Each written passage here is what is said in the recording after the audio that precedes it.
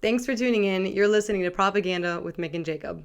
Geez, I haven't heard a lot about this anywhere. I feel like it's, for reasons that you'll see, is not being really talked about a lot in the media or online or on social media at all. But this story starts way back in 2015, in December of 2015. Ronald Exantis broke into the home of the Timpans in Kentucky, stabbing several family members, and unfortunately he killed their son, Logan, who was 6 years old, from fatal head wounds, stabbing him over and over. Now, Ronald, he admitted to the murder. He confessed to it in court, okay? But he was found not guilty by reason of insanity. Defense argued he was in a state of psychosis. There's no way that he could be in his right mind stabbing all of these people for no reason, right? So they found him not guilty of murder. Instead, he was sentenced to 20 years in prison for the assaults on the other family members. They didn't even find him guilty of burglary. No. He was too crazy. He can't go to prison for that. He needs help. So then, recently, in October of this year, which is crazy because it's November and I feel like I'm just now seeing people talk about it. But back in October 1st to be exact, so over a month ago now, Ronald Exantis, was released early on parole for good behavior. And then, not even a week later, he was arrested again in Florida for failing to register as a felon. It sounds like he'll serve 6 months of parole in the beautiful Sunshine State of Florida and then return to Kentucky's supervision. But the story here is that this was a child killer and he was released for good behavior after he hadn't even served half of what he should have been serving, and he wasn't even serving what he should have been serving for. He was serving for assault, not murder, not even burglary. No, he was crazy, and the jury felt that it was a state of psychosis that led him to do this crime. And it could have been. I don't know the details. I don't know if he was on drugs. I mean, I imagine you'd have to be a little crazy. But even if he was insane, shouldn't a man like this be never be allowed to enter society again? And no one's talking about it because it doesn't fit the narrative. Unfortunately, it's a black on white crime, and that's why this is being covered up. This is being pushed under the rug. And I do believe that that's why he was let out on good behavior, and the court was not as hard on him as they should have been. And excuses are made because, God forbid, we hold someone accountable that is like Ronald Exantis. God forbid we hold someone accountable to a horrific crime of stabbing a 6-year-old boy.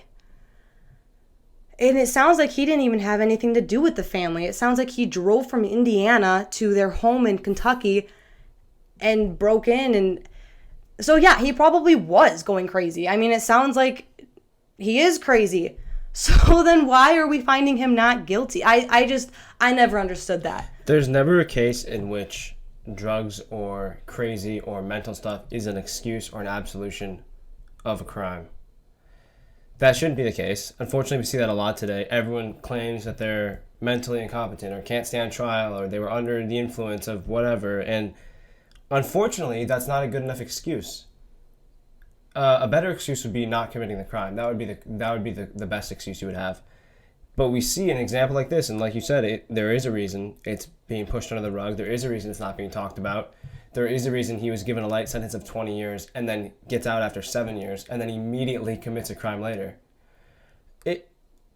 This obviously will be a career criminal, okay? If he commits more crimes, if they let him out again, if whatever they decide to do, he'll be a career criminal because he didn't learn his lesson.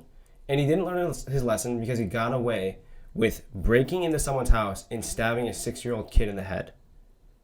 For no reason. I want you to think about that. For no reason, broke into someone's house and stabbed a bunch of family members and then killed the boy and stabbed him in the head. That's graphic. It's awful. It's stuff like that is in a generous society, he should serve for life. Throughout human history and still to today, he should be just executed. That's the only reasonable punishment for someone like this. The only reasonable punishment. There's not even a second guess. And unfortunately, he gets a light sentence. And unfortunately, he gets let off the hook. And now again, he doesn't register as a convicted felon. He'll go back to supervision. He'll go back to whatever. He'll commit more crimes because he won't learn his lesson. And that's how you get these career criminals. We saw this a few months ago with the stabbing of the Ukrainian girl on the subway in Charlotte. That was a guy who had been let out like 15 times before. Yeah, case after case this happens, and that's how we get those situations. Yep. Xantus, mark my words, something will, if he's allowed to just be in public and just be in society, he will be the next Charlotte train stabber. Mm-hmm. He will be. I mean, he already was, and they're going to let him go still. So it's ridiculous. And it's irritating that, and I don't know. I hate to make it about race because then everyone in the comments is just going to make it about race. Mm-hmm. It's not about race. No, I'm not saying because he's black he did it. Because he's black he should always be in jail. Because you stab a 6-year-old in the head, you should always be in jail. That's the because of the situation. And it's irritating that because it was black on white crime and that doesn't exist. That's craziness. No one talks about it. No one reports on it. And he's let out and the family has to live with the thought that this man is just walking around in Kentucky. They could very well run into him and see him again. Like, that's insane. That's breaking insanity. Into someone's home and stabbing their family. That's you can get let out for good behavior after, apparently, because that's the standard they're setting with Ronald DeSantis and others like him. And what's maddening and drives me insane is that if it was reversed, if this was white on black crime, if Xantus was a white man that broke into the home of a black family and he stabbed their little boy to death, what do you think the reaction would be? Are you kidding me? Do you think he'd get 20 years? Do you think he'd get let out after 7? Do you think that the only news reporting on it would be a month later and some obscure news journalists and people not really... No, it would be front headline, nationwide news that a white man, regardless of if he was crazy or on drugs or normal, it doesn't matter, broke into a black family's home and killed their kid, stabbed him in the head. But it's okay, he had good behavior in prison, so now we're going to let him go. Right. Can you imagine the actual scandal that would cause, the actual destruction that would bring to our country? Which this is destructive enough. This is, like you said, the family now will not feel safe. People in that neighborhood that I'm sure know where it happened will not feel safe. That's how it works. When you have people that commit crimes and commit offenses towards other people and they are let back out, that causes the community to feel less safe. That causes for more crime. That causes for worse and worse influences. It just does. Mm-hmm. And we live in this world where we pretend that a single case or a one-off or this or that, it's not really, it's their life, their decision, their impact. No, stuff like this affects everyone. Mm-hmm. It does. Just like the girl that got stabbed on the subway in Charlotte. That affects everyone too. And whether that's just in your little community or whether that's as a country, we have to stop pretending that this stuff doesn't matter. And we have to stop letting people like this get away with the crimes that they're committing.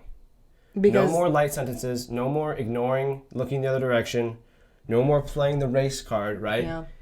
People that commit crimes should go to jail, and serious crimes like this, I don't even think jail's enough. So, no, and I'd like to see Derek Chauvin let out on good behavior then. Right. If there's such a chance for good behavior for stabbing a 6-year-old kid in the head and killing him and assaulting his entire family and stabbing them, and that you can get out for good behavior on that, then there are a lot of other criminals that deserve to get out for good behavior, aren't there? If we're going to hold the same standard. And that's what's irritating is that there's not a standard. No. They just take it by case. Yeah. And this was at the height of the standard shifts. Right, the standard shifts, yeah. What the narrative is, who they need to protect, who they're going to cover for. Last week, Matt Walsh did a show and posted all over social media that as a country, we deserve a leader, we deserve a government, we deserve people in authority that are not only America first, but are America only. Seems pretty reasonable. I would say so. I would say as an American citizen, most people should want their leaders to put America first. Even though that seems difficult for a lot of people in elected office to understand putting America first, the shocking thing he said is to say America only. America only. Americans first. Americans only. That's the shocking part. People today don't want to admit that. They want to take care of everyone else around the world. They want to solve everyone else's problems. They want to, which that's great, and we should help out when we can. But the problem is our country right now is failing. We're falling apart. We need help here. Yeah. We need money here. We need resources here. We need our energy here. And we are so busy giving everyone else so much time and money and attention and weapons and everything else that they need And that we are fighting forgetting wars about that- the homeland. yeah. Right. And we are fighting wars that affect us. Okay? And unfortunately, we don't have any politicians really that are willing to put America first and be America only. So it's crazy that Matt Walsh says this because America first is one of the taglines of Nick Fuentes, right? That's his thing. That's his brand, America first. Ben Shapiro, famously, over the last couple of weeks, he got in a huge fight with Tucker Carlson for having Nick Fuentes on his show, whole thing, whatever. Ben Shapiro is very committed to the Israel-America alliance. He's not America first. Not at all. No. And there's a lot of good arguments to say that he's just Israel first. But if we're being generous, at the very least, Ben Shapiro is not America first at all. And unfortunately, Matt Walsh works at the company that Ben Shapiro co-founded. So we took a look at the comments on his videos, on his reels, on his posts, and it's like, okay, Matt, you better start looking for a new place to work, you know? He's done for Ben Shapiro it, isn't going to be too yeah. happy, you know, get back to work. Get back to work, Matt Walsh, you know? So, like, it's kind of shocking that he says that, not because it's, like, I think different from his views or something he doesn't believe in. I think he does believe that. But it's shocking that, like, that is how far the culture has moved. That is how far the audience of the conservative aisle has shifted. That Matt Walsh, who very possibly, this is not a joke, very possibly might be leaving the Daily Wire because of something like this. Will.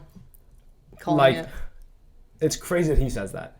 It's crazy to us that he says that. That's also true. You know, he makes this video and all he says is a perfectly normal thing to say. He's like, I think we should put the United States first. Yep. Just like every other country around the world does. Like, let's just put us first for once, you know? Stop shipping billions overseas. Right. Stop bringing millions from overseas to here. Stop, put the American citizen, the everyday hard worker, like you and I, put them first. The voters, the taxpayers, the citizens, the red-blooded Americans, whatever you want to call them, why are they not being put first? Why are our feelings, our well-being, our health, all that stuff, why is that always being pushed to the edge, to the end, behind everyone else? It's very often America last with these politicians. And you're right, it is a kind of shocking reveal that we think that's crazy that he's saying that. Right, because all the comments are like, Right. whoa, oh my gosh. Right, careful. Like, why are we even Yeah. freaking out about this? That's freaky to me. Is that It's the most normal thing he's ever said. Yeah. Right. And comments are like, oh boy, he's going to lose his job over this. Which he probably will. He probably will. He will. I would be shocked if he continues down this path at all or stays even where he's at. And if he continues at the Daily Wire, I would be shocked. But I would be too. We'll see. I hope he does leave the Daily Wire. I think he'd be really successful on his own. He would be. I think he's low-key, like somewhat hesitant or afraid to like leave it. I get that energy too. Yeah. Because I think it's a very cut and dry, safe job. Like, Yep. I'm sure a great paycheck. I'm sure, you know what I mean? So like, He has a guaranteed audience. right. But I think if he left, he would actually blow up even more.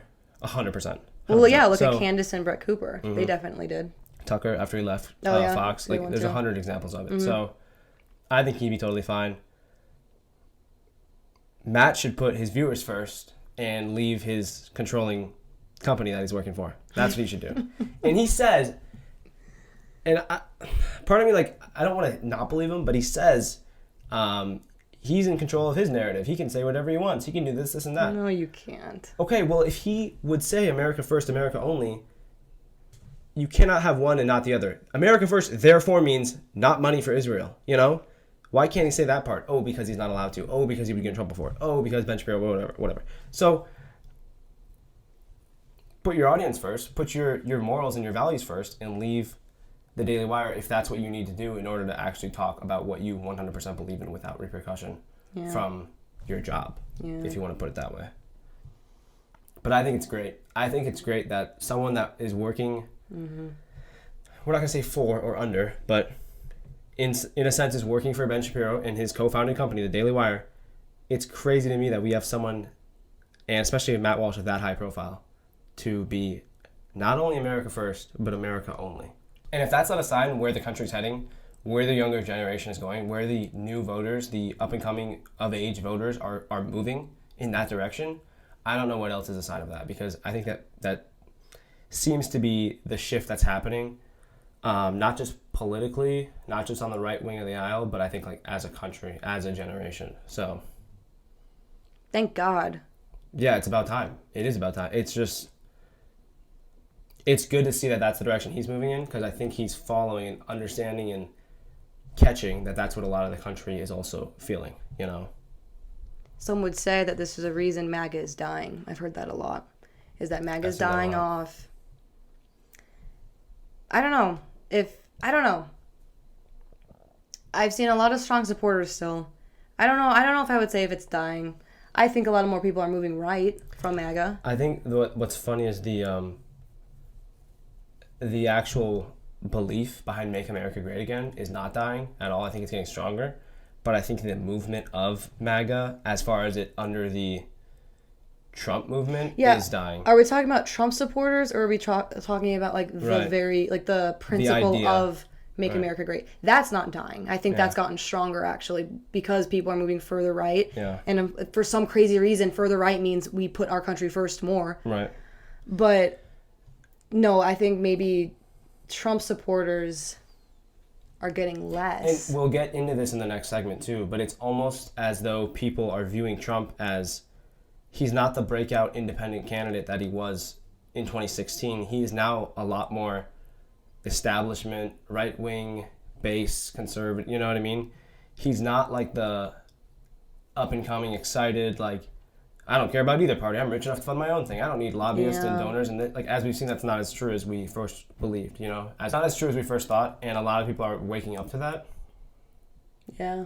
So I don't think the idea of Make America Great Again is dying. I think it's actually getting stronger. But the focus and the emphasis behind the Trump aspect of that movement, the following of Trump, I think that part is dying. Really? Because people are losing, I think, faith in him and support for him. So like, what are they losing faith in though? Because he campaigned on making the economy better and deportation. Mm-hmm. And so far he's made pretty good strides to accomplish that. The economy is a little bit better, but not really. In deportations we've gotten some, but not as many as we were promised. So, and there's conflicting numbers on that. Some estimates are in like the hundreds of thousands, some are in like maybe the 1 million mark. It's not enough though. If he stays on track right now and he gets 4 million people out of here in his 4 years, that's not enough. It's not anywhere near enough. That's not what we were promised. Under Joe Biden, the low estimate of illegals that entered the country was around 15 to 20 million. And we get out 4? That's not enough. That doesn't put a dent in it. That doesn't help us. Are less coming in, and are people deporting themselves? Fewer people are coming in. That's true.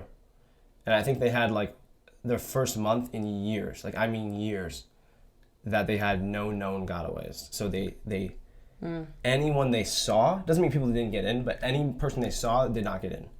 Which for all of Biden's administration, even part of Trump's last administration, there have always been at least, that person, we saw them, that they got away. You know, that person, they made it. You know what I mean? So that's a good sign. Fewer people are coming in, but not enough people are leaving. And we were promised mass deportations, not just mass border security. I think people are upset about that. Sure, yeah. I think the economy is not as good as people thought it would be. He said no more new wars. He said he'd end the Russia-Ukraine war. He said he'd end the Israel-Palestine war. Both of those wars are still going on. And, I think independently functioning human being would know that he can't just stop every war. He has a huge part, and he has stopped some wars since coming into office. But he cannot solely, negotiate peace from every single country and every single leader, you know? Expectations need to be lowered a little bit with that. He can not get us into any further wars, and he didn't do that. He bombed Iran to protect Israel. So that part was not true either. Remember, he promised the mass release of the Epstein files. More coming on that in our next segment. But it does feel like, I don't know, in January we'll be closing in on a year. And it's like, how much better are things actually getting? And I agree, we should give him time. And it is a swamp, and it's impossible to get things done. Mm-hmm. But it also doesn't seem like he was either honest about his promises or completely kind of shifted what his focuses are. So the problem with MAGA, and when I say MAGA, I mean Trump supporters, is that they made him into this god. And they made him into this person that could deliver everything and anything he said. And for some reason, we forgot that he's also a politician. Mm-hmm. And that sometimes, at the end of the day, he's just a human. Right, that too. People let us down. That and too. Promises can't be kept. And so sometimes when I hear people in the comments complaining that Trump isn't doing as good of a job, like, yeah, duh, like, oh, he promised this and he didn't fulfill it in this way, or hey, yeah, that's called politics. He's the president of the United States. Like, he's not gonna fulfill your every wish and command, even if he promised it. That's just unrealistic. Yeah, and those are unrealistic expectations of people that voted for him. Right. I voted for him. I think it was better than the alternative, 100%. Yeah. But it is like, as a voter, you should also know, hey, let's keep our expectations in check. Mm-hmm. I'm not saying cut an excuse for him, but I'm saying all these people that are so like, well, I can't believe this and I can't believe, yeah, that's what happens. And if you paid attention in 2016, he had promises made that were not kept. Just like every president does. That's where I get irritated, is that they this say... This is not a one-off, a new phenomenon. Yeah. So, is that they blame him as if he's been sold out. Okay, he's been sold out since the beginning of time, since he began this campaign. I think he did a better job at maybe riling up the people. Or we were so desperate for a leader, he looked new and shiny, and now he's not. And now we kind of have well, I guess we can move into the next segment because this gets into what I was going to talk about. Yeah. I guess the closing thought with that segment is that MAGA is not dying. Everyone that believed in MAGA in 2016 and in 2020 and in 2024, they're still here, and there's even more of us, and they're even further bent on making America great again. So the desire, the dream, that promise we were sold, that didn't go away. Might not have been delivered, or it might not be fulfilled in the way we want it to yet, but the people that wanted that, they didn't go away. They didn't just disappear. So I think that's a good closing thought with that. Guess what? We're being tugged around again with the Epstein files. More information came out on that. I guess 20,000 emails were released. You were the one that told me about it because I hadn't seen anything. Yeah, earlier this week. Yeah. I don't know if it was the DOJ that released it or if there was some person with insider information. I don't know if that's clear yet, how they got released, but 20,000 emails got released, and there's a lot of damning evidence against Trump on them. So I'll tell you what I don't like. I don't like how everyone automatically assumes Trump is guilty of something just because he's on there. I don't like that part. And then the second part I don't like is people are saying Epstein said Trump is the worst guy he's ever met.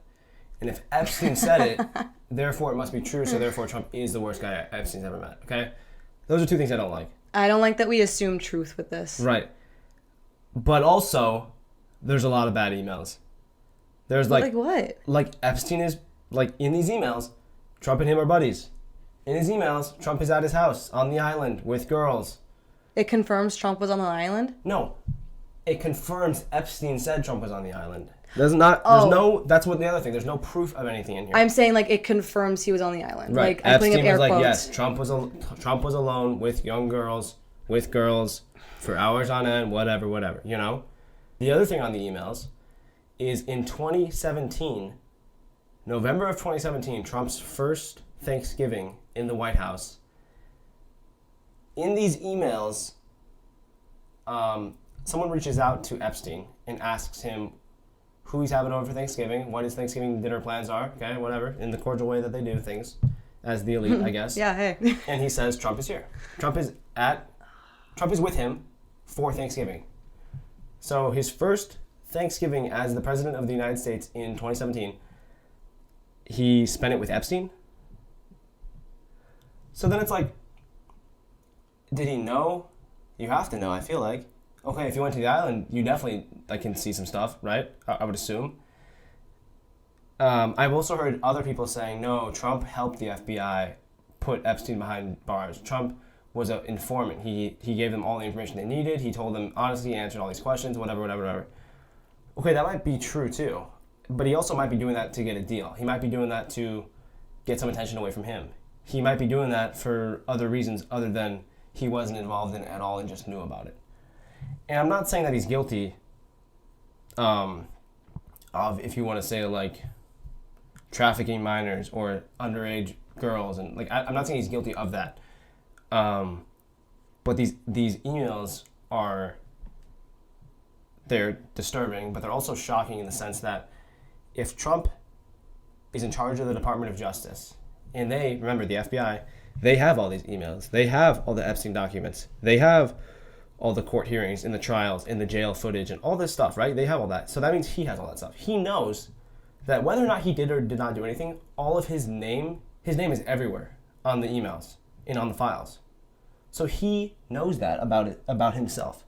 So is that another reason why he's trying to shut it down? Is that another reason why he's not giving us straight answers? And then the question I've kind of been asking myself is, well, is Trump just on it and he doesn't want to be found guilty of anything, so therefore he's shutting it down? Or is something else, like another country or another intelligence agency on it, who might also control Trump and might also have a heavy influence in the White House? Is there some evidence in it damning them, and they are encouraging, pressuring, forcing Trump to not release things? Yeah. I find it interesting that in 2019, when Epstein killed himself, he was arrested by Trump's DOJ. He was imprisoned by Trump's DOJ. He killed himself under Trump's DOJ's watch. Then we have 4 years of Biden. And again, it's a different FBI head, right? Okay? Different FBI, whatever. But the organization's still the same. A lot of the leadership is still the same. Joe Biden would also have information and access to all that stuff. Why did he never say anything about it? That's what I don't like. If there's all this damning stuff on Trump, why would it never be brought up? Why would, when Trump is pulling away with the election in 2024, they know he's going to win. It's not even close. Yep. Why would they not pull out their final card, boom, here's all these emails, look at Trump all over them? They've been trying to make him a convicted felon since day one, and they were trying to impeach him how many times? Right. If they were sitting on this golden egg, why... They would have played their card by now. Right. It makes no sense to me. Well, that's because everyone's on it. I don't like... Well, and I was going to say, I don't like that we're assuming it's true. Everyone's saying that everything is a distraction from the Epstein files. I think the Epstein files are the distraction. I think we're being tugged around. We're being fed little breadcrumbs here and there. Oh, it doesn't exist. Actually, no, but it does. And here's the emails. But Trump's just on them. No one else is. Why? I mean, I haven't read them, but why are there no other big names? Why is Trump the headline? Why is he always the headline? And that's what pisses me off.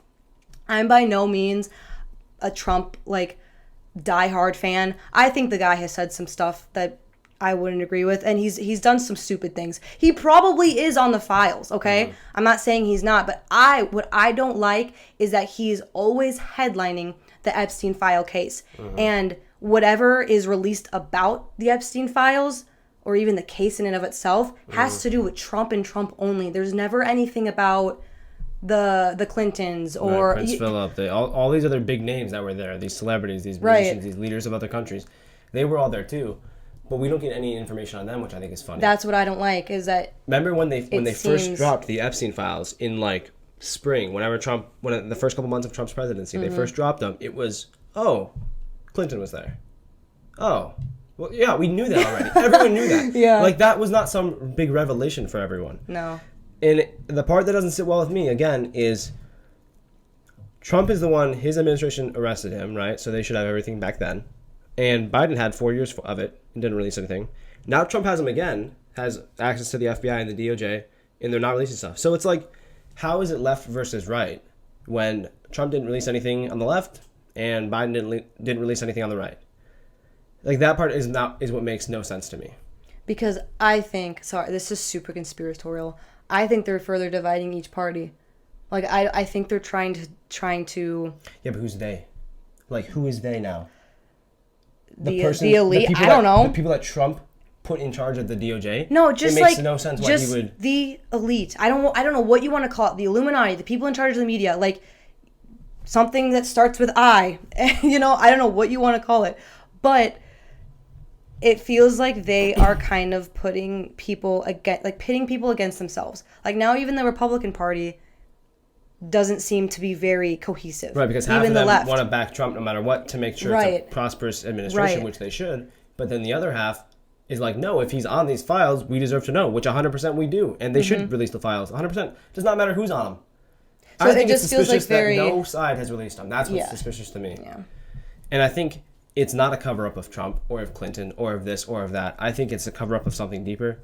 And if you want to say the Illuminati or the deep state or a foreign country that has a lot of powerful people and influences on us and on the White House, and I think that's more likely. But we'll see if we ever find out. We probably won't ever find out. It's just... No, we'll never. And that's what I don't like either, is that people think that by us commenting Epstein files, it's like gonna do something. Okay, you're not doing anything. If they have it, they're not releasing it. All right, and they're just stringing us along with little bits of information like these emails, and like, oh, here's the list, here's part of the list, actually doesn't exist, actually this. And I feel like everyone's just getting thrown around, and that's the real distraction, and that's what's consuming everybody, and we're not actually focusing on the real evil in this world. It feels like we're being distracted from the actual evil, the real evil. And I'm not saying like the Epstein, every case that isn't evil and the people that were on it aren't evil. No, that is part of it.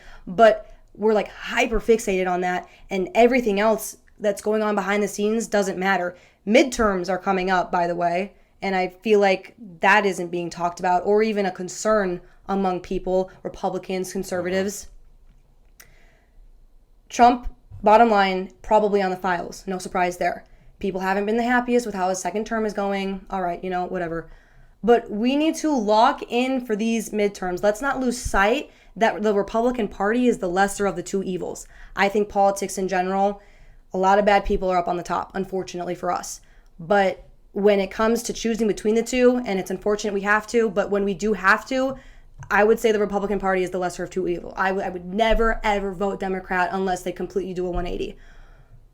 But we are up against such evil, evil people on the left that want to destroy the United States and want to destroy you for believing in making this a better country, or believing that women shouldn't have to strip down in their bathroom in front of a man or a woman that has a dick. Recently, I feel like our party, the Republican Party, has been so distracted.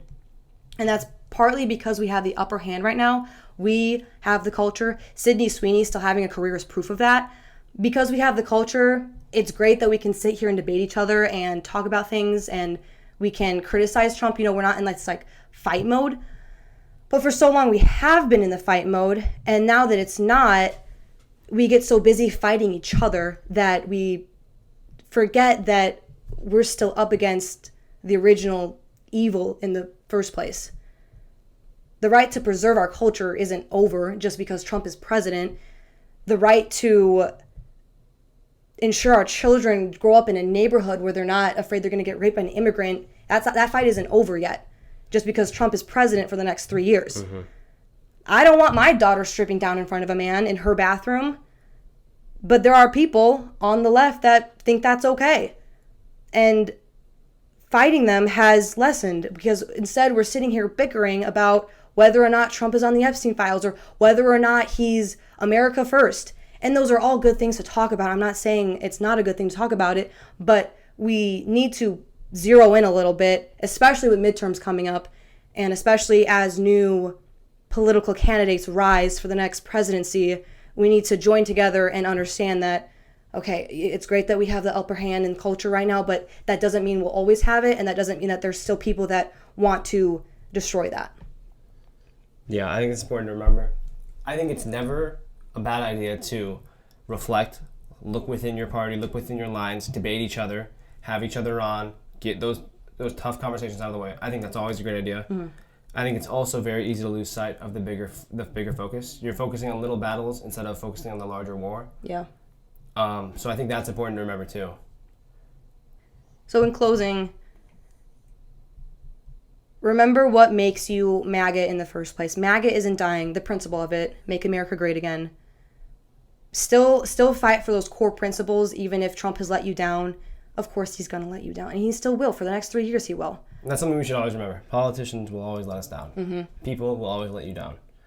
But that doesn't mean that we turn to each other and start fighting on whether or not he let us down. That means that, okay, now we look to the next person. Who are we going to put in his spot that's going to do a better job? What are we going to do to help keep America great, make America great, to put America first. What are we going to do for that? What are the next steps? What does that look like? Yep. Thanks for listening this week. We'll see you next Tuesday. Follow us on Spotify and Apple Podcasts, and we're at Propaganda MJ on basically everything else. Have a good week.